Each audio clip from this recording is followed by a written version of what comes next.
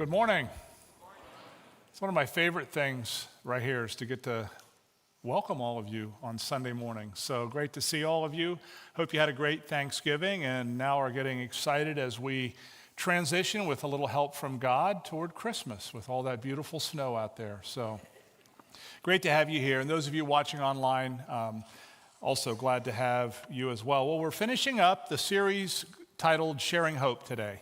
You know, for the last 4 weekends, we've been talking about the hope that we have in Christ, the hope of the gospel, and how we can share it. We are called to share it with the world, whether it's on a personal level, it's where we live, where we work, and where we play.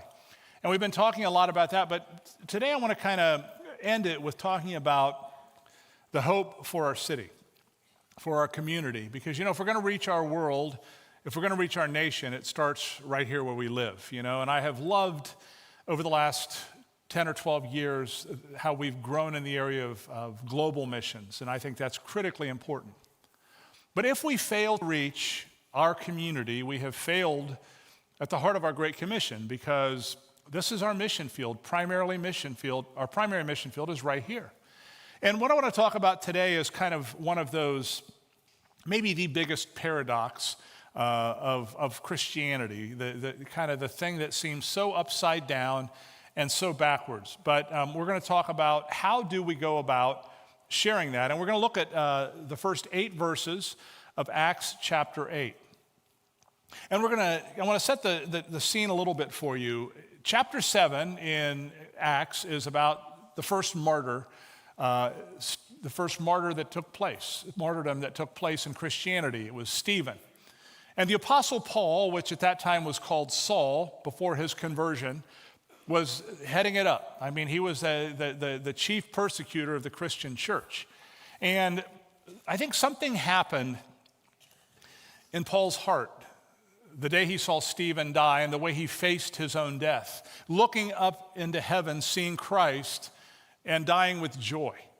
And I think it absolutely wrecked Paul. And you know, when the Holy Spirit begins to work on you and begins to convict you oftentimes, you run hardest and fastest and longest away from him. You just try to get away from him, or you do the opposite, as you resist as long as you can until you can resist no longer. And then what we also see is another paradox happening. It was through the martyrdom of Stephen and the persecution of the church in Jerusalem that God, he used that terrible period to expand the reach of the church so that it became a global movement. And that's what we're going to look at today is we're going to look at basically 3 things about what it means to share our hope with the city, with our community. And we're going to look at what it means to be a movement, what it means to live a life on mission, and then thirdly, how to live a missional life following the model of the gospel. And this is where the paradox really comes in, how God has often used the things that we would never use to do the things that we would never do. So let's begin by looking at what it means to be a movement. And we're going to look at the first 4 verses of Acts chapter 8, if you'd like to follow along. Saul was one of the witnesses. He's referring now here to Stephen's death. And he agreed completely with the killing of Stephen. A great wave of persecution began that day, sweeping over the church in Jerusalem. And all the believers, except the apostles, were scattered through the regions of Judea and Samaria. Some devout men came and buried Stephen with great mourning. But Saul was going everywhere to destroy the church. He went from house to house, dragging out both men and women to throw them into prison. But the believers who were scattered preached the good news about Jesus wherever they went. You see, this is one of those situations where the Christians in Jerusalem were getting along rather well.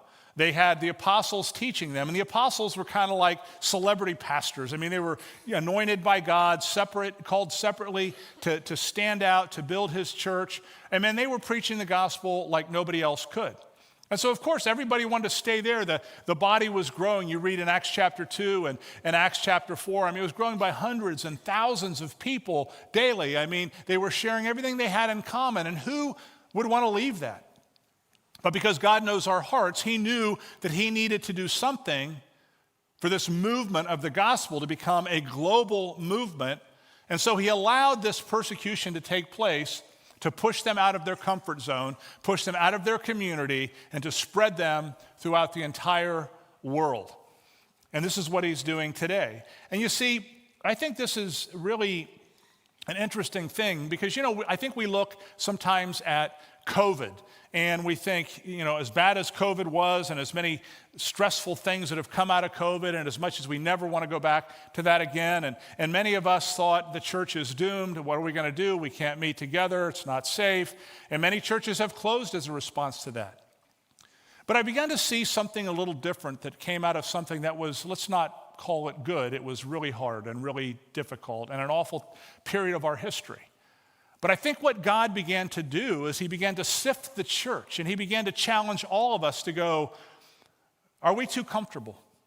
Do we just like going to this church and being with our friends and we like all the programs? Or are we serious about this movement that Jesus died and rose from the dead in order to start and empower by ascending to the Father in heaven and sending back to us his Spirit to equip and empower us to go out into the world and live a life on mission? And I think God has always historically used difficult things to do what we would never on our own do. And I think that what it began to show us way back here in Jerusalem is that church is not a place. Church is a movement of people empowered by the Spirit of God to go into their world, where they live, where they work, and where they play, to share the hope of the gospel, which is really the only hope that the world has. And so that's what we want to talk about today, and even how it works in our world. I mean, you could look at church history and you could say, man, it was rough going for the church in the first 3 centuries. A lot of persecution, a lot of martyrdom. I mean, with Stephen, that was just the beginning. And if you read the book of Martyrs, throughout history, people have died for their faith. And about the 3rd or 4th century in Rome, Constantine the emperor, who was the leader over most of the modern world at that time, decided that he was going to make Christianity the religion of the law, the nation, the religion of Rome. And he completely screwed it up. You'd think if you were a Christian back then, you're thinking, this is great. I don't have to worry about getting martyred. I don't have to worry about getting arrested. And what seemed like good news actually turned into something very, very bad, because I don't think we've ever completely recovered from this notion that church is a place you go to. It's a building at a certain address where you gather on Sunday mornings. And again, there's nothing wrong with that. It's a very good thing that we're here together.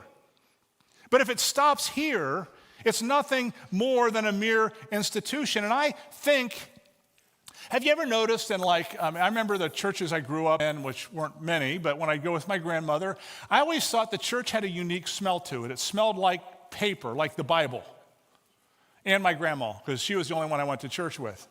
But have you ever noticed how sometimes church buildings, now we smell like coffee and little children's diapers, because we have a lot of that going on around here. But a lot of churches, they smell like museums or they smell like libraries. It's because they've kind of become that. And that's not at all God's design for his church.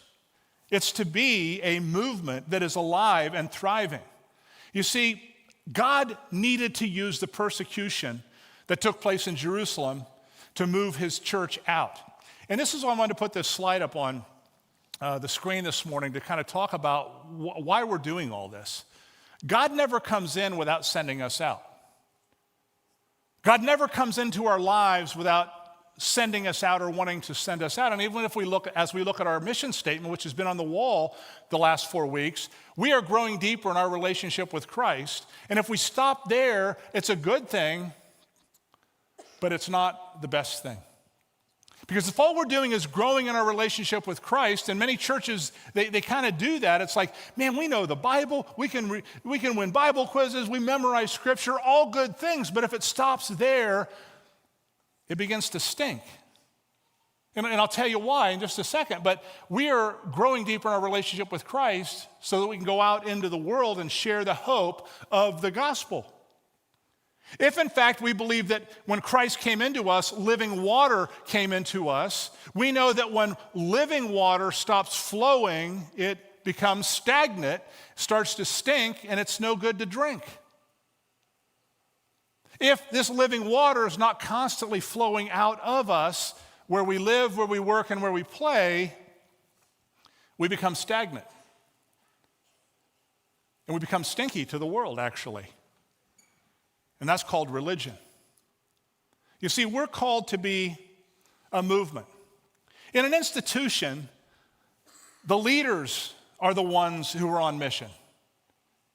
In a movement, everybody owns the mission. Everybody. And I think one of my fears has always been that one day WCC would become a grown-up, a sensible, respectable church, and we would become an institution.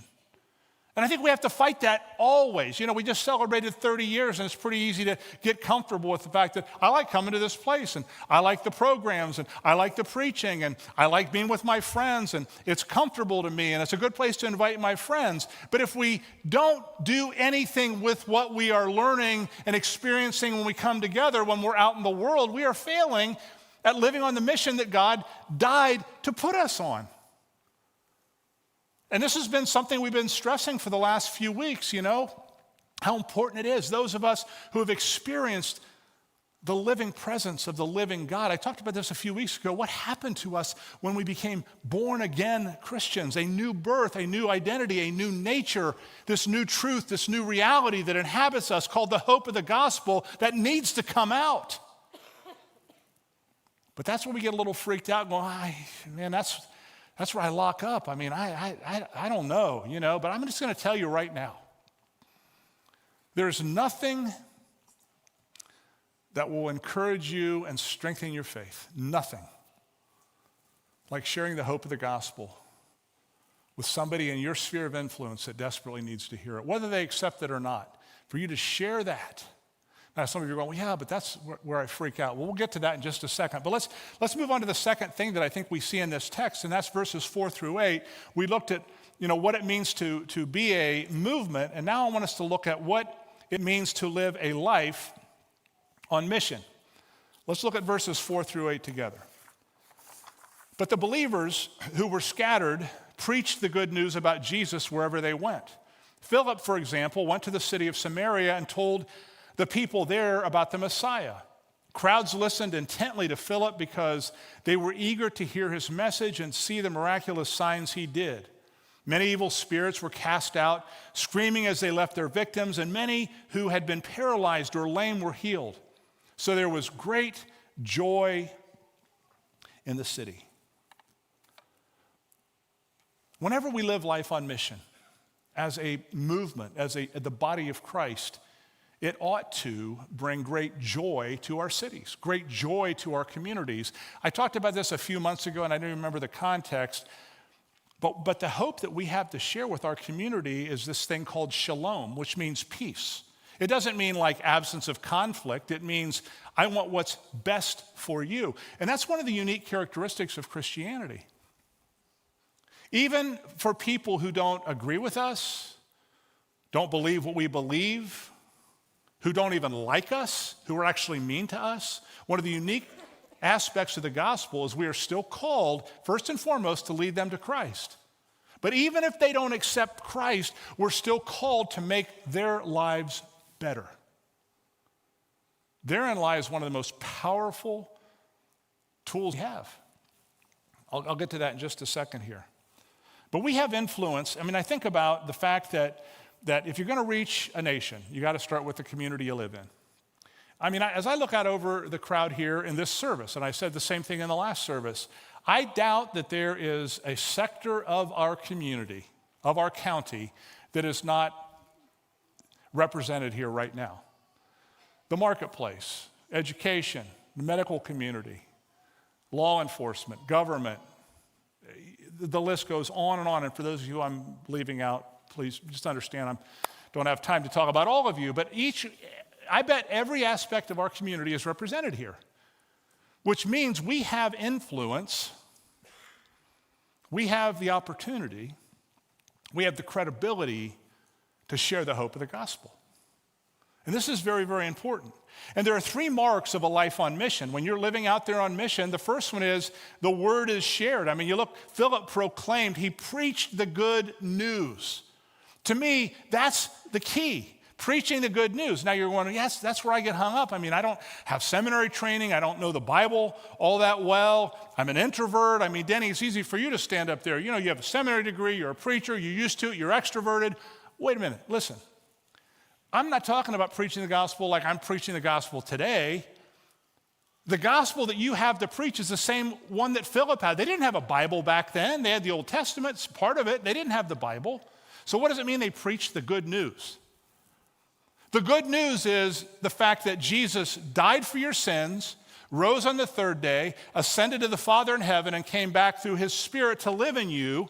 You have that good news living in you. Just share that where you live, work, and play with the people that you know, the people you have an audience with, the people you have credibility with. And if they ask you hard questions, do what I do. Say, I don't know. It's okay. They want to know what's happened to you. You know, when you're living a life on mission, it always involves sharing the good news. Man, I remember as a brand new believer, I knew there was Genesis, and I knew there was Revelation. I didn't know much about everything that was in between. I didn't grow up in Sunday school. I didn't grow up in church. But I would share the gospel with anybody and everybody, whether they wanted to hear it or not. I would share the good news of the gospel. I would share what Jesus had done in my life. Now, I probably should have toned it down a little bit, probably should have been locked up for a few months just to kind of chill out, but I couldn't help it. I could not believe the good news of what had happened in my life that I wanted to share with God. Now, some of you are going, well, yeah, but I grew up in church. I've always been a good person. I wasn't bad like you. I mean, you know, that kind of thing. Well, I don't really have a testimony. I beg to differ. You have a better testimony of God's goodness in your life. So life on mission always involves sharing the good news. Secondly, it involves our actions, how we respond. I mean, you know, you read in this text that there were all kinds of healings and miracles, and that gets a little tricky in our world today. I don't really know why there aren't as many. Some would say, well, because I don't even get into that argument, but the fact is their actions spoke very loudly to the world around them in a very, very redemptive and positive way. The way they loved each other, the way they loved the community, the way they were generous. I mean, you look at Acts chapter 4, they all shared everything in common. That was unheard of in that world. So their actions. And then life on mission is always involves shalom, which is another way of saying social justice or racial reconciliation. And I think that the book of Acts is a great example of how people who hated one another loved one another. How the Jews reached out to the Gentiles and invited them to be a part of the church because of Jesus. The way they responded, the way they reacted. You see, the Bible is full of radical social justice and care for the least. You know, if you look at the early church, think about the early church in Rome. Let's start there. In Rome, if a child was born with a disability of some kind, they were cast out as considered to be just not worth it, or if you were poor, or you were just considered to be cursed by the gods. And so these people were ignored. They were left alone, orphans, vulnerable children. They were just put out to just die. The Romans wouldn't even take care of their own. Who took care of them? The people that the Romans were killing and imprisoning, the Christians. And you know, with all the bad rap that Christians get sometimes today, some of it's deserved. We did create hospitals. We did create orphanages. We did create a social care system. That's a good thing. And the Romans just could not understand why would these people who we're making their lives miserable, but they're caring for our people. And that began to change the way they thought about everything. You see, the early church, this is what it was built on. This has been what God has used for centuries. He's used our reaction to circumstances in a way that is contrary to the way the world responds. And we've got to keep doing that today because we too often get swept up in all the hysteria and the craziness of our culture, and we become guilty of trying to solve things in a human way. You know, I think about, I was watching the Ohio State football game, Ohio State and Michigan, and I'm really happy. I've grown spiritually. I didn't cuss one time during the game. As an Ohio State fan, it was difficult, but I did it. Thought I'd share that. I don't know why. My point is this. There was a commercial that came on several times during the game about how anti-Semitism, which is basically a hate crime against Jews, has increased in the last 2 months over 300% in our culture. And I find it to be heartbreaking and fascinating at the same time that people who 3 months ago would have called anti-Semitism a hate crime are now guilty of it. Namely, so many in the media and in Hollywood. And I'm like, oh, wait a minute. I've read the story. Why am I surprised? Why are we surprised? Because as human beings in our fallen nature, we are at war with one another. And that's exactly what the enemy of our souls wants us to be. He wants us to look at each other as the enemy because of our ethnicity or our religion or some other thing. And he divides us over that, or our politics, or whatever you want. Just pick a number of things. We are at war with one another. We look at each other as the enemy, and that's exactly what the enemy wants us to do. And all of us in this tense time we live in, we want to do something, right? I mean, we got to do something. Because the world's just on fire right now, and we got to do something, right? Yeah, we do need to do something. You know what it is? We need to pray. And we need to do what the gospel says to do. Because here's the thing. Has violence ever ultimately solved anything? Sometimes it's necessary. But violence never ultimately solves anything. We cannot, let's not kid, we can't legislate morality. We can legislate bad behavior, but we can't change a person's heart with all the good laws in the world. That's why we have to understand what the early church understood. We are in a spiritual war. And if we fight a spiritual war with human means, we will lose.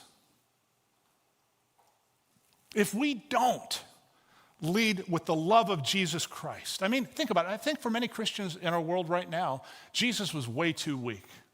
He taught things like loving your enemies. I mean, come on, who does that? That's just downright dangerous. Yeah, it was. It actually, it cost him his life. I don't know if you've read that part of the Bible. It's talked about in 4 different books.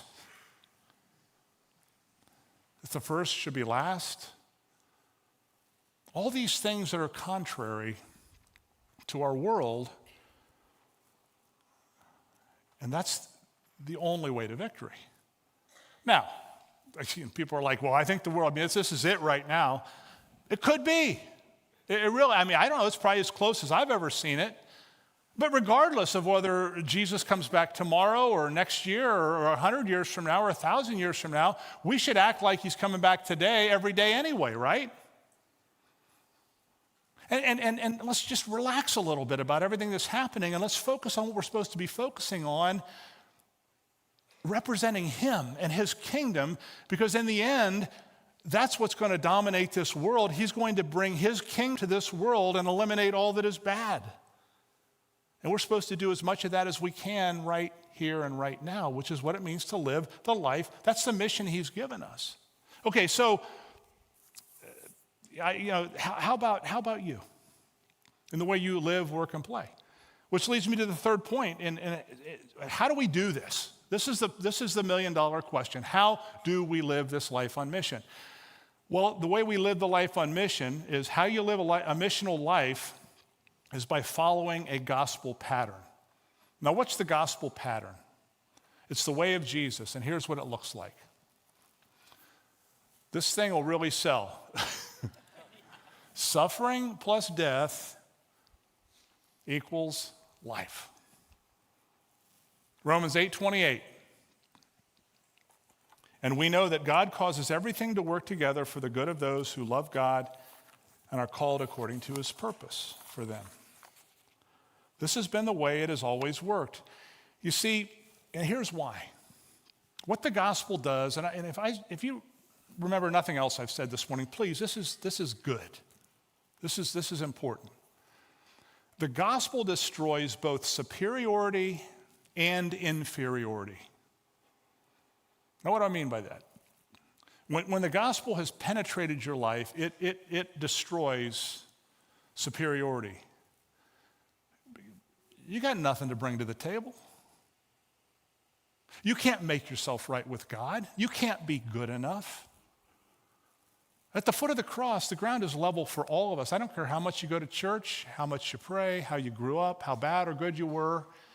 Apart from Jesus Christ, we are all as bad off as we can possibly be. So any sense of superiority over our standing with God or our goodness, it's gone when we look at the cross. So is inferiority. Well, yeah, but I'm not. Oh, yes, you are. God says, you are my child.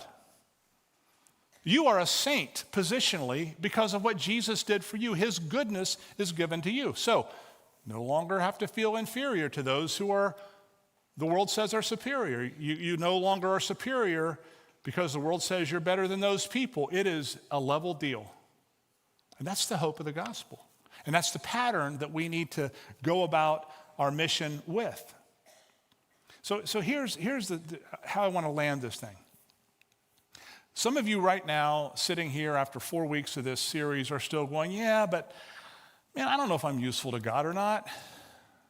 I still struggle with these sins, and I grew up this way, and I'm not that smart, and I just don't know if I'm useful to God or not. Well, let's go back to verse 1 of Acts chapter 8, and let's settle this once and for all. Saul, who eventually became the Apostle Paul, was one of the witnesses and agreed completely with the killing of Stephen.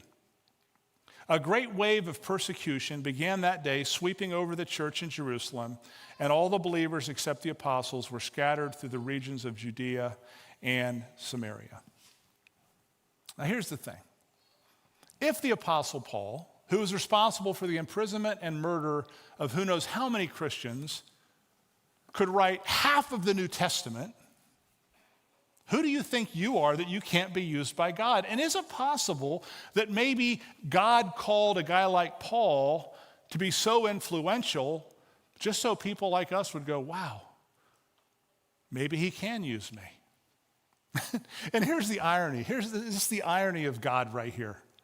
As Paul was out there persecuting and scattering the church and doing everything in his power to destroy the church, what he didn't realize God was doing, according to that Romans 8:28 principle, he was using Paul's murderous threats, imprisonments, executions to build this amazing church that one day Paul would shepherd. Only God could do that. And who would make something like this up? I wouldn't. Nobody'd ever believe it. And yet we're entering into the Advent season where millions and millions and millions of people around the world will celebrate this crazy, paradoxical movement called Christianity. So if you want to share the hope of the gospel, you need to model your life after the pattern of the gospel. You need to die to yourself for the sake of others. And here's what I'd like to leave you with today, a question. And then we're going to end with a song of worship to remind us of how critically important this mission is. What needs to die in your life in order for Christ to empower you to live on mission? What do you need to just go, take it, God, because it's standing in the way of what you're calling me to do? And we all have something, and sometimes it's a day after day after day battle. But I think it's time we get honest with ourselves and quit making excuses. It's been way too comfortable for us as Christians and as the church in our world to just leave it up to somebody else. But what I want you to maybe experience here as we close is here in Warsaw, Indiana. Now, if you're in from another town visiting with family, when you go back to your community, I would challenge you with the same thing. Those of us who live here, if we don't do it, who will? If we believe we have the hope of the world in Jesus Christ, and he lives in us. We need to share that where we live, work, and play. So let's stand together, close with a time of worship, and I'll come back up and dismiss us in just a few minutes.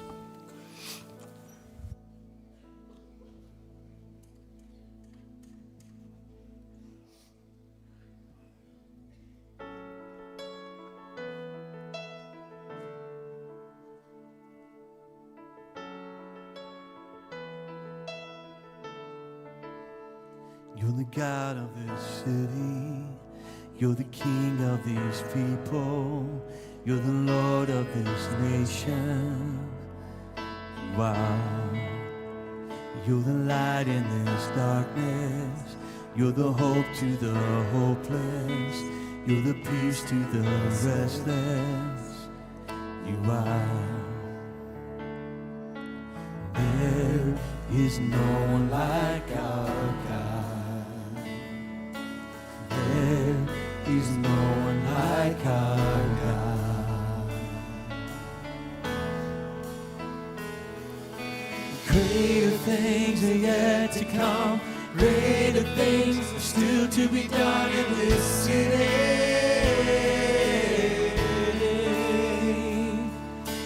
Greater things are yet to come. Greater things are still to be done in this city.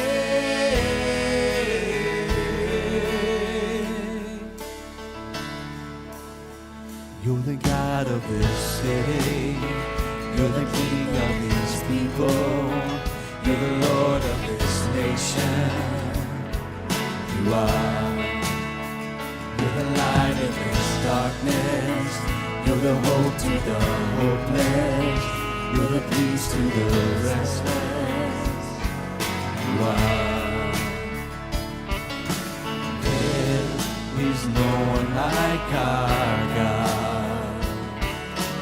There is no one like our God. No. The greater things are yet to come. Greater things are still to be done in this city.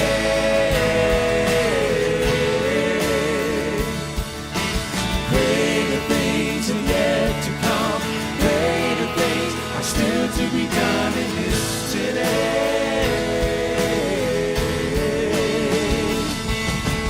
Greater things are yet to come. Greater things are still to be done in this city.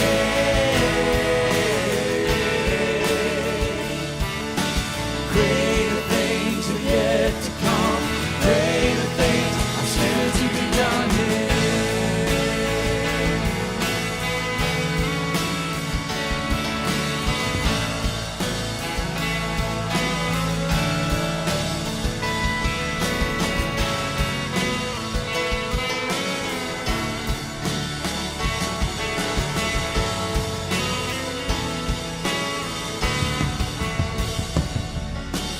There is no one like our God. There is no one like our God.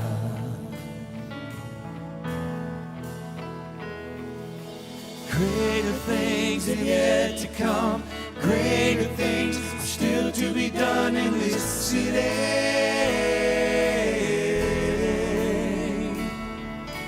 Greater things are yet to come.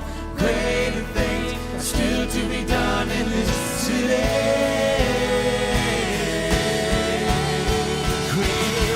Greater things are yet to come. Greater things are still to be done in this city.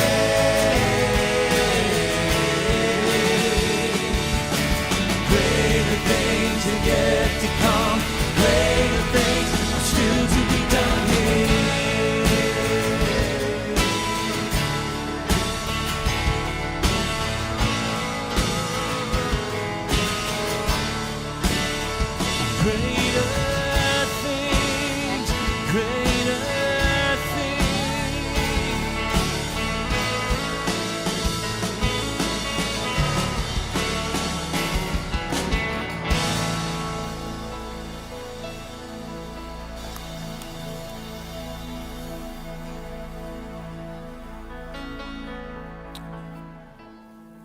I want to say something really profound, but I don't have anything profound other than there you have it.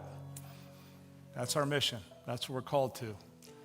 And we can never forget we're part of a global movement that God himself started over 2,000 years ago. And over the next 4 weeks, we're going to be celebrating that. And we know from statistics that the Christmas season is one of the hardest times of year for people. And that's ironic, but it is. So let's share the hope of the gospel where we live, work, and play. Thank you all so much for coming today, and have a great rest of the day. Blessings.